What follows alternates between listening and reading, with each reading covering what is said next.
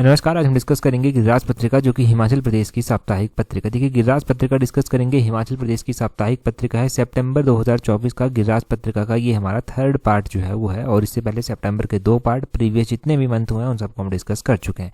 सितंबर का part 1 part 2 का PDF मैंने आपको टेलीग्राम पर प्रोवाइड भी करवा दिया था। अभी हम पार्ट नंबर 3 डिस्कस करेंगे और क्वेश्चन नंबर 1 से देखेंगे क्या क्वेश्चन यहाँ पर पूछा गया। बोलते हैं what is the estimated capacity of Jangi Thopan Powari hydro power project. तो बोलते हैं जांगी थोपन पोवारी ये जो जल विद्युत परियोजना है इसकी अनुमानित जो क्षमता है वो कितनी है। ये जो जांगी थोपन हाइड्रो इलेक्ट्रिक प्रोजेक्ट है ये भी चर्चा में है, क्योंकि स्टेट गवर्नमेंट ने कहा है कि इस प्रोजेक्ट को जो है वो हैंड ओवर कर दिया जाएगा Himachal Pradesh power corporation limited को। ये कहा गया है कि Himachal Pradesh power corporation limited को इसको हैंड ओवर कर दिया जाएगा। अब इसकी कैपेसिटी इंपॉर्टेंट है, 780 मेगावाट की ये प्रोजेक्ट, इसकी जो है वो कैपेसिटी है 780 मेगावाट का ये प्रोजेक्ट है। कहाँ पर स्थित है, कौन से रिवर बेसिन पर जो है वो बना हुआ है। तो रिवर बेसिन की जब मैं बात करूंगा तो सतलुज रिवर बेसिन के ऊपर जो है ये बना हुआ है। कौन से डिस्ट्रिक्ट में जो है ये बना हुआ है, डिस्ट्रिक्ट किन्नौर में जो है ये प्रोजेक्ट जो है वो बना हुआ है। और क्यों चर्चा में आया वो तो आपको पता चल ही गया।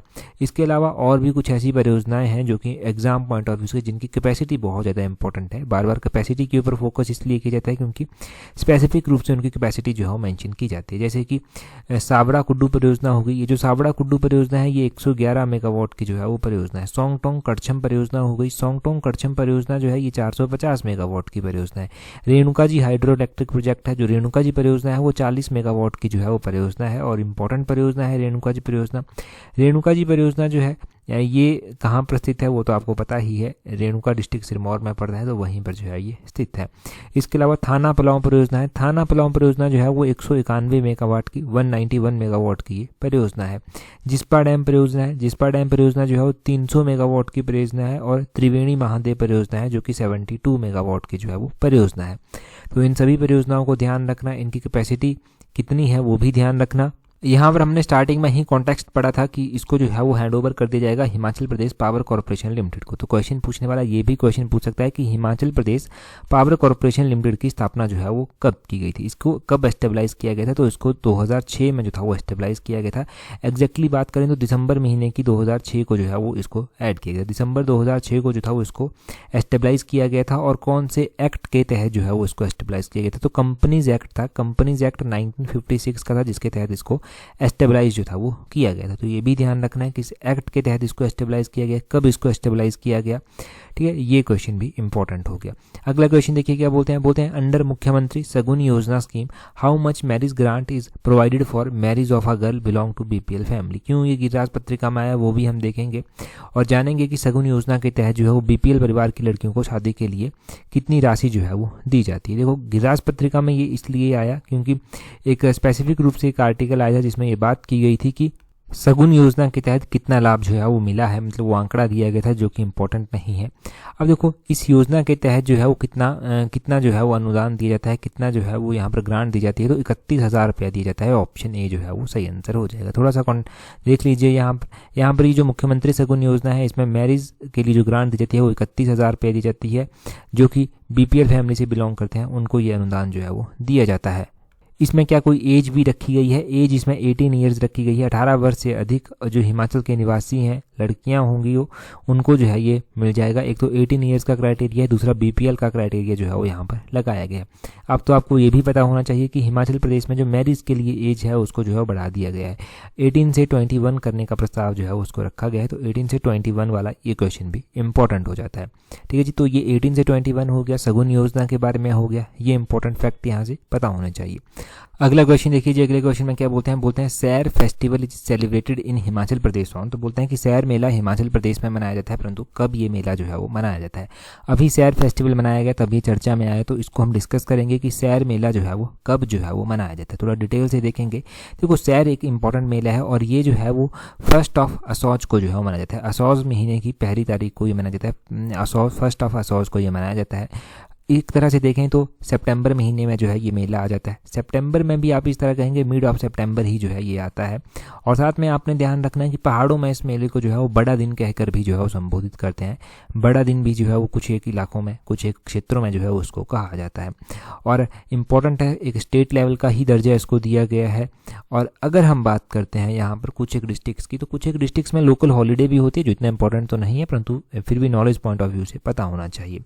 अगर हम बात करते हैं इस फेस्टिवल की, इस फेयर की, तो इसके अलावा भी कुछ ऐसे फेस्टिवल हैं जैसे कि फर्स्ट ऑफ असौज को एक मेला जो है, एक त्यौहार जो है वो मनाया जाता है, जिसको चेरवल फेयर जो है वो कहते हैं।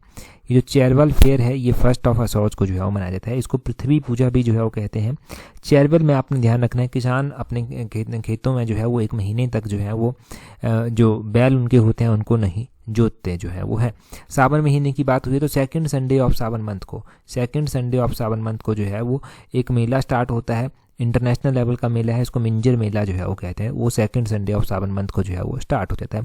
कार्तिक महीने की बात करें, उससे पहले असौज महीना तो आपने देख ही लिया है। तो कार्तिक महीने में जो है वो पत्थर का खेल मेला होता है। पत्थर का खेल मेला कहाँ पर मनाया जाता है? ये हलोग डिस्ट्रिक्ट शिमला में जो है वो मनाया जाता है। तो ये सेकंड डे ऑफ दिवाली को वैसे लगता है, तो कार्तिक महीना ही उस टाइम आता है। नवंबर महीने के करीब करीब जो है ये मनाया जाता है। ठीक है जी, अक्टूबर नवंबर के करीब करीब ये मनाया जाता है। कार्तिक महीने में जो है ये मनाया जाता है। और पत्थर का खेल जो है वो हलोग में मुख्य रूप से जो है वो लगता है, वो भी पता होना चाहिए आपको कार्तिक के बारे में। तो ये सारे हमने मंथ भी कवर कर लिए। यहाँ से हमने इंपॉर्टेंट फेयर फेस्टिवल्स के बारे में देख लिया, जो एक इंपॉर्टेंट वन है। ठीक है, उनको ध्यान रखना है। अगला क्वेश्चन, और देखो जिस भी डिस्ट्रिक्ट से आप बिलोंग करते हैं ना, आपको एटलीस्ट अपने डिस्ट्रिक्ट के हर एक फेयर फेस्टिवल की डिटेल में जानकारी होनी चाहिए विद मंथ, कि कौन से मंथ में वो मनाया जाता है। नेक्स्ट वन क्वेश्चन देखते हैं हमारे पास क्या पूछा गया है। बोलते हैं total number of bank branches of Kangra central cooperative bank. तो एक Kangra central cooperative bank news में आया था, परंतु हमारे एग्जाम पॉइंट ऑफ व्यू से जो इंपॉर्टेंट है हम तो वही जो है वो डिस्कस करेंगे। तो हमारे एग्जाम पॉइंट ऑफ व्यू से यही इंपॉर्टेंट है कि कितनी इसकी ब्रांचेज हिमाचल प्रदेश में हैं। अगर हम बात करते हैं कांगड़ा सेंट्रल कोऑपरेटिव बैंक की, तो कांगड़ा सेंट्रल कोऑपरेटिव बैंक की हिमाचल प्रदेश में 217 ब्रांचेज जो है वो आती हैं। इस तरह ही हमारे पास जो है वो हिमाचल प्रदेश के कोऑपरेटिव सेक्टर में बैंक है। हिमाचल प्रदेश के जो कोऑपरेटिव सेक्टर में बैंक है उसकी कितनी ब्रांचेज जो है वो टोटल हैं? तो 568 ब्रांचेज जो है वो टोटल आती हैं, जिसमें से 568 में से अगर हम बात करते हैं कांगड़ा सेंट्रल कोऑपरेटिव बैंक की, तो 217 ब्रांचेज इसकी आती हैं। एक स्टेट अपेक्स कोऑपरेटिव बैंक है, तो स्टेट अपेक्स जो कोऑपरेटिव बैंक है, जिसको Himachal Pradesh state cooperative bank भी कहते हैं, उसकी जो है वो कितनी ब्रांचेज आती हैं? 241 जो है वो उसकी ब्रांचेज आती हैं। हिमाचल प्रदेश में 5 अर्बन कोऑपरेटिव बैंक भी हैं। 5 अर्बन जो सेंट्रल कोऑपरेटिव बैंक है वो भी आपने ध्यान रखना है। तो 5 अर्बन सेंट्रल कोऑपरेटिव बैंक जो है वो उनकी ब्रांचेज हैं 26, ये पता होना चाहिए। 5 अर्बन कोऑपरेटिव बैंक्स में फिर से बोल रहा हूँ, इसकी ब्रांचेज हैं 26 और बाकी बच जाती हैं वो 84 ब्रांचेज जो हैं वो आ जाती हैं। Total Himachal Pradesh state cooperative bank की 568 ब्रांचेज हमारे पास हैं। उसी तरह ही अगर हम देखेंगे कि हिमाचल प्रदेश में टोटल जो बैंक की ब्रांचेज हैं वो कितनी हैं, वो हैं 2292, 2292 जो है वो टोटल बैंक की ब्रांचेज जो हैं वो हैं। इसमें से भी कुछ एक रूरल एरिया में है, कुछ एक अर्बन एरिया में है, कुछ एक सेमी अर्बन एरिया में है, कुछ एक जो है वो टोटल अर्बन एरिया में ही आती हैं। तो रूरल, इसमें हम बात करेंगे रूरल एरिया की। सबसे पहले रूरल एरिया में 1760 ब्रांचेज जो है वो आती हैं। अर्बन एरिया की बात करते हैं तो आरबीआई के द्वारा शिमला को अर्बन एरिया डेजिग्नेट किया गया है और इसकी 103 ब्रांचेज जो है वो आती हैं। सेमी अर्बन और फिर अर्बन सेमी अर्बन एरिया की अगर हम बात करते हैं तो उसकी 429 ब्रांचेज जो है वो आती हैं। टोटल 2292 ब्रांचेज जो है वो आती हैं। एचएस में भी क्वेश्चन इसके रिगार्डिंग पूछा गया था। वहाँ पर पूछा गया था, एक तो शायद पंजाब नेशनल बैंक था। पंजाब नेशनल बैंक की 350 ब्रांचेज हैं। स्टेट बैंक ऑफ इंडिया की कितनी ब्रांचेज हैं? इसकी 349 है। वहाँ पर ग्रामीण बैंक भी पूछा गया था। ग्रामीण बैंक की 274 ब्रांचेज हैं। अभी एक पेपर 1 हुआ था, उसमें आईसीआईसीआई बैंक की पूछी गई थी, आईसीआईसीआई बैंक की ब्रांचेज। तो वो आईसीआईसीआई बैंक की ब्रांचेज 55 जो है वो आईसीआईसीआई बैंक की ब्रांचेज हिमाचल प्रदेश में है। उसी तरह एचडीएफसी बैंक भी हिमाचल प्रदेश में है। एचडीएफसी बैंक की जो है वो 103 ब्रांचेज जो है वो हिमाचल प्रदेश में आती हैं। ये ब्रांचेज का बहुत वाइड डाटा है, परंतु हर एक बैंक के बारे में बहुत ही इजीली याद रह जाएगा अगर थोड़ा सा आप ध्यान देंगे।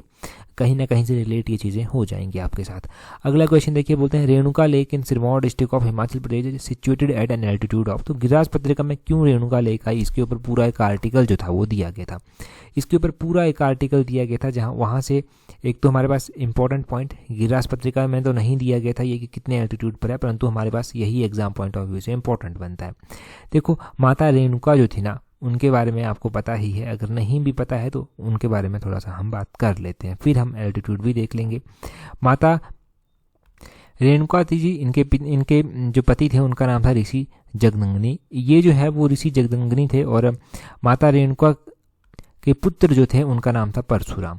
तो परशुराम, रेणुका झील का नाम रेणुका कैसे पड़ा उसकी बात करते हैं। देखो भगवान परशुराम जो थे ना, उनके द्वारा ये प्रण लिया गया था कि वो अपनी पिता की आज्ञा पर जो है वो जिंदगी भर चलेंगे, मतलब उनके द्वारा एक व्रत जो है ये लिया गया था।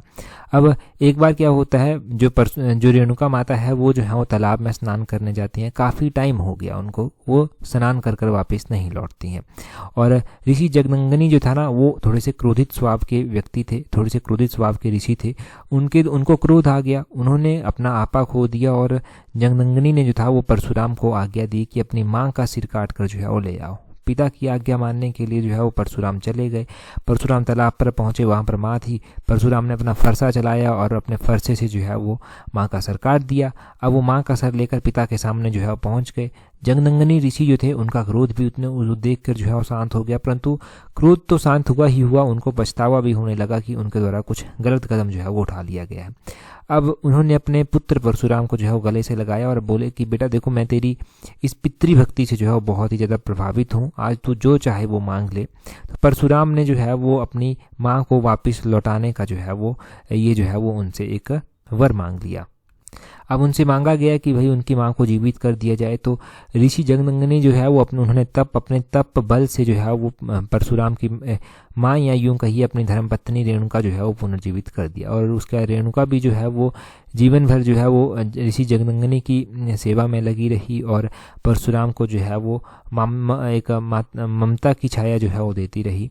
और उसी आधार पर जो है जहाँ पर ये सब हुआ था, जो लेक थी, उसी को जो है वो रेणुका का नाम दिया गया, और रेणुका झील जो है वो उसका नाम ऐसे पड़ जाता है। यहाँ पर हर साल जो है वो फेस्टिवल भी होता है। अभी कार्तिक महीने में ही वो फेस्टिवल लगेगा, नवंबर महीने में ही जो है वो यहाँ पर मेला जो है वो लगता है। रेणुका फेयर जो है वो काफ़ी इंपॉर्टेंट फेयर है, एग्जाम में पूछा भी जाता है कि रेणुका मेला जो है वो कब लगता है। तो ये जो है वो नवंबर महीने में लगता है, दिवाली के 10 दिन बाद जो है ये मेला लगता है। अब हम बात करते हैं रेणुका लेक के एल्टीट्यूड की। तो 672 मीटर इसका एल्टीट्यूड है, ये आपने ध्यान रखना है। नेक्स्ट वन क्वेश्चन देखते हैं हमारे पास क्या पूछा गया है। बोलते हैं mushroom development project in Palampur was launched in which year. तो बोलते हैं पालमपुर में जो मशरूम विकास परियोजना थी वो कब शुरू की गई थी। देखो ये परियोजना इंपॉर्टेंट है। पालमपुर में जो है वो मशरूम डेवलपमेंट प्रोजेक्ट जो था वो स्टार्ट किया गया था, और ये 1985 में किया गया था। ऑप्शन बी जो है वो सही आंसर है। इतना ही क्वेश्चन इंपॉर्टेंट नहीं है, क्वेश्चन ये भी इंपॉर्टेंट है कि पालमपुर में ये जो मशरूम डेवलपमेंट प्रोजेक्ट जो था वो स्टार्ट किया गया था, ये किसकी सहायता से जो था वो प्रोजेक्ट स्टार्ट किया गया था। देखिए ये मशरूम डेवलपमेंट प्रोजेक्ट जो था वो पालमपुर में स्टार्ट किया गया था। जो कंट्री का नाम है वो डच कंट्री है, डच कंट्री की सहायता से जो था वो इसको स्टार्ट किया था। तो इंडो डच ये प्रोग्राम है, एक इंडो डच प्रोग्राम है जो कि 1985 में जो था वो स्टार्ट किया गया था। सोलन को आपको पता है, सोलन को जो है वो मशरूम सिटी के नाम से भी जो है वो जाना जाता है। तो सोलन में जो है वो मशरूम की कल्टीवेशन जो साइंटिफिक लाइन में स्टार्ट हुई थी वो 1977 में जो था वो यहाँ पर स्टार्ट हो गई थी। फिर पालमपुर में इंडो डच एक मशरूम डेवलपमेंट प्रोजेक्ट चलाया जाता है 1985 में। और मशरूम की जो कुछ इंपॉर्टेंट वेराइटीज़ हैं उसमें जो है वो हाइब्रिड 4 आ जाता है, हाइब्रिड 4 क्रॉस ऑफ U3 और A15 जो है वो उसमें इसकी वेराइटीज़ जो है वो आ जाती हैं। तो क्वेश्चन पूछने वाला ये भी क्वेश्चन पूछता है कि ये प्रोजेक्ट कब चला था। 1985 में चला था। कहाँ पर चला था? पालमपुर में चला था।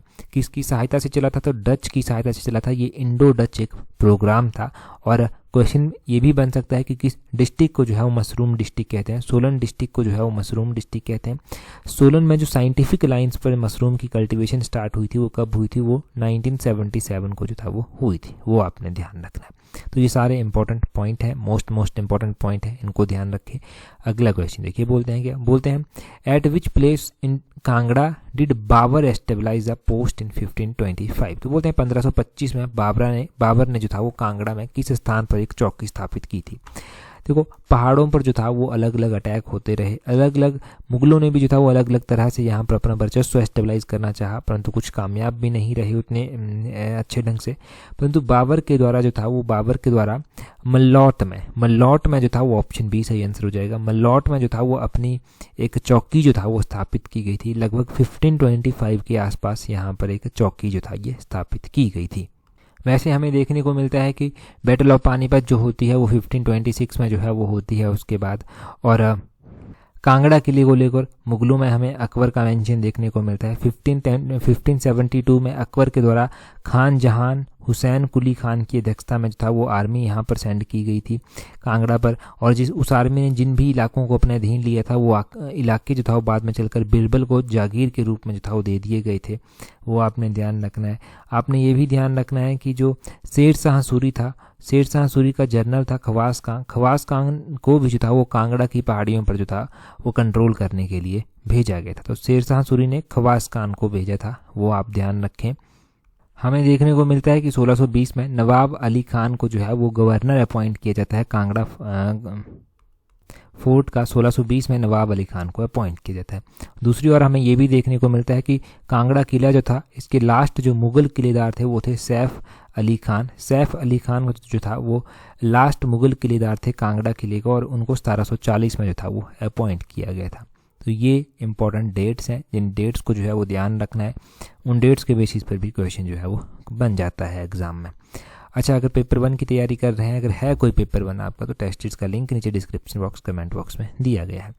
अगला क्वेश्चन देखिए, अदरवाइज आप व्हाट्सएप ग्रुप हमारा ज्वाइन कर लेना। देखो व्हाट्सएप ग्रुप पर काफ़ी इंपॉर्टेंट इन डिटेल्स आपको मिल जाएंगी, कोई भी नोटिफिकेशन हो वो वहाँ पर मिल जाएगी।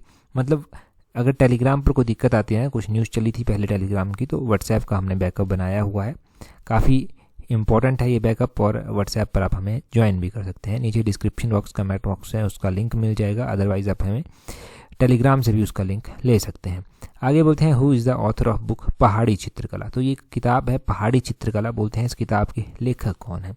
पहाड़ी चित्रकला किताब के लेखक हैं के.एल. वैद्या। ऑप्शन ए जो है वो सही आंसर है। के.एल. वैद्या जो है वो पहाड़ी चित्रकला किताब के लेखक हैं। वैसी ही हमारे पास बहुत सारी किताबें हैं जिनको, जैसे कि हिमाचल अतीत वर्तमान और भविष्य एक झलक, ये देवराज शर्मा के द्वारा लिखी गई है। हिमाचल प्रदेश परिचय, ये भी देवराज शर्मा के द्वारा ही लिखी गई है। किन्नर देश किताब है जो कि राहुल सांकृत्यान के द्वारा जो है वो लिखी गई है। Bilaspur past present and future किताब जो है वो आनंद चंद के द्वारा जो है वो लिखी गई है। और बिलासपुर की कहानी किताब भी है एक, जो कि अक्षर सिंह के द्वारा जो है वो लिखी गई है। कंट्री लाइफ किताब है जो कि नोहरा रिचर्ड के द्वारा जो है वो लिखी गई है। तारीखे रियासत सिरमौर किताब है एक, जो कि रणजौर सिंह के द्वारा जो है वो लिखी गई है।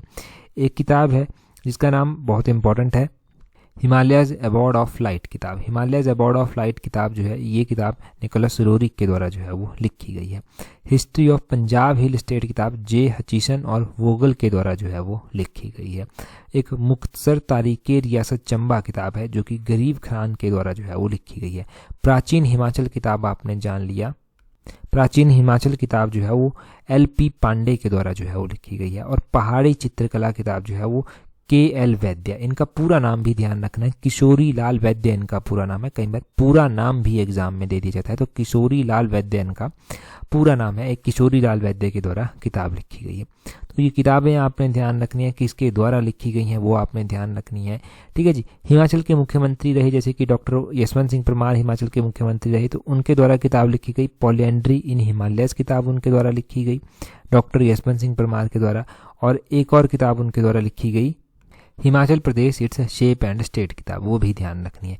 शांता कुमार हिमाचल के मुख्यमंत्री रह चुके हैं, उनके द्वारा हिमालय पर लाल छाया किताब लिखी गई है। धरती है बलिदान की किताब लिखी गई है। पहाड़ बेगाने नहीं होंगे किताब लिखी गई है, उनके द्वारा लाजो किताब लिखी गई है। मृग तृष्णा किताब उनके द्वारा लिखी गई है।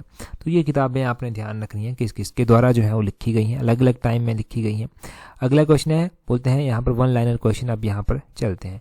बोलते हैं हमारे रक्त प्लाज्मा में कौन सा प्रोटीन होता है। तो रक्त प्लाज्मा में जो है वो फाइब्रिनोजेन एक प्रोटीन है जो कि यहाँ पर होता है, फाइब्रिनोजेन, ये प्रोटीन आपने ध्यान रखना है।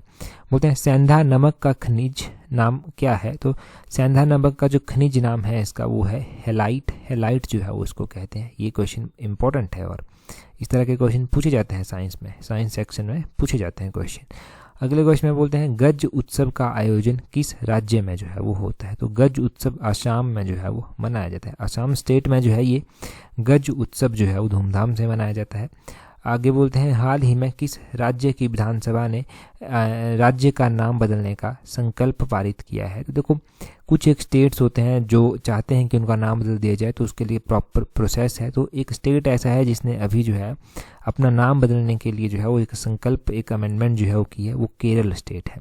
केरल क्या अपना नाम रखना चाहता है? केरल देखो विधानसभा में एक सर्वसम्मति से जो है वो बिल पास करता है, इसमें वो केरल से बदलकर केरलम नाम जो है वो रखना चाहता है। तो केरलम करने का प्रस्ताव पारित किया गया है।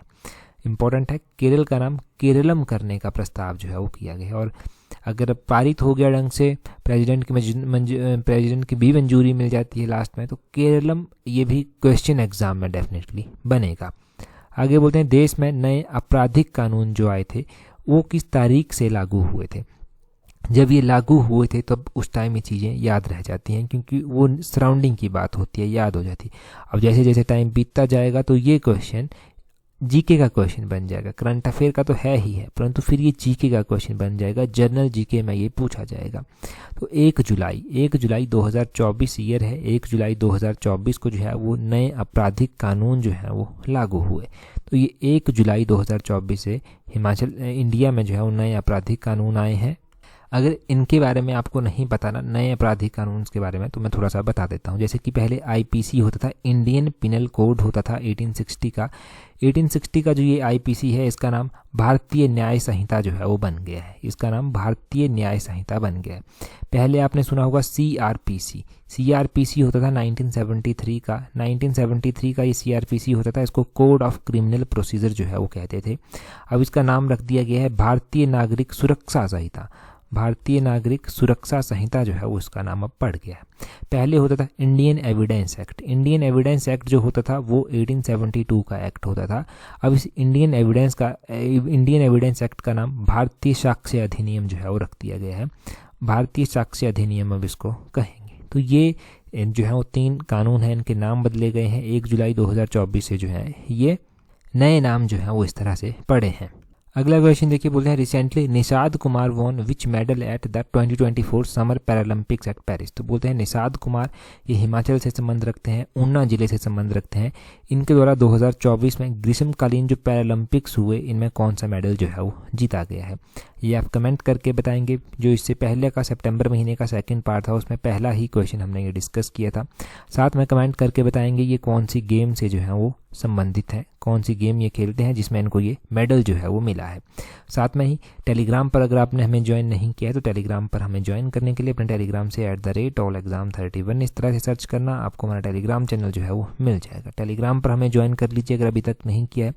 डेफिनेटली टेलीग्राम पर आपको व्हाट्सएप का लिंक मिल जाएगा और हर एक इंपॉर्टेंट अपडेट जो एग्जाम पॉइंट ऑफ व्यू से इंपॉर्टेंट है वो आपको यहाँ पर मिल जाएगी। That's all for today. Thank you very much for watching and listening it very patiently.